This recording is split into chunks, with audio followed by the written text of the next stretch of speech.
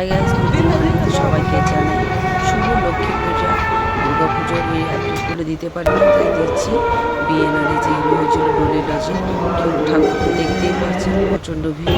আমি কিন্তু রেডি হয়ে চলে এসেছি এই প্রচণ্ড ভিড়ের মধ্যে এই ধাক্কা মাক্কি খাওয়ার জন্য, কারণ এতই ভিড় যে কী বলবো, সাংঘাতিক ভিড়। ছেলেকে তো নিয়ে আসিনি, ছেলে নিয়ে এলে আরও বেশি প্রবলেম হতো, কারণ এখানে দেখতেই পাচ্ছেন মানুষের ভিড় কতটা।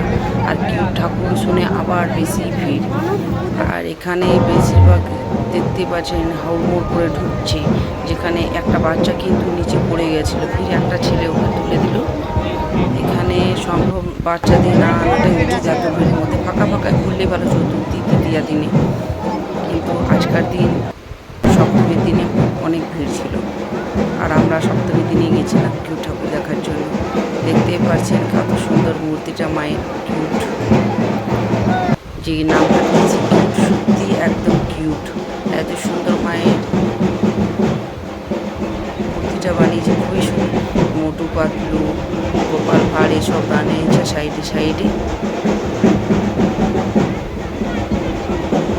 এত ভিড়ের মধ্যে আমি একটা কিন্তু কিউট দুর্গার সাথে একটা ভিডিও বানিয়ে নিয়েছি এত ভিড়ের মধ্যে। কিন্তু আমার বান্ধবী কিন্তু বলছিল এই ভিড়ের মধ্যে কিন্তু ফোন পড়ে গেলে কিন্তু অনেক প্রবলেম হবে, কিন্তু আমি একটু রিস্ক নিয়ে কিন্তু ভিডিওটা বানিয়ে নিয়েছি।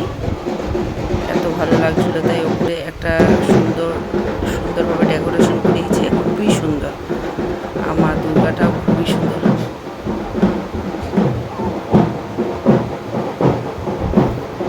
আমরা কিন্তু বাইরে বেরিয়ে গেছি,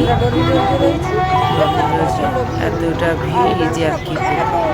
ভিড়ের মধ্যে অনেক কিছু ঢোলের দোকান ছিল, একটা দাদা দোকান করছে রাস্তার মধ্যে।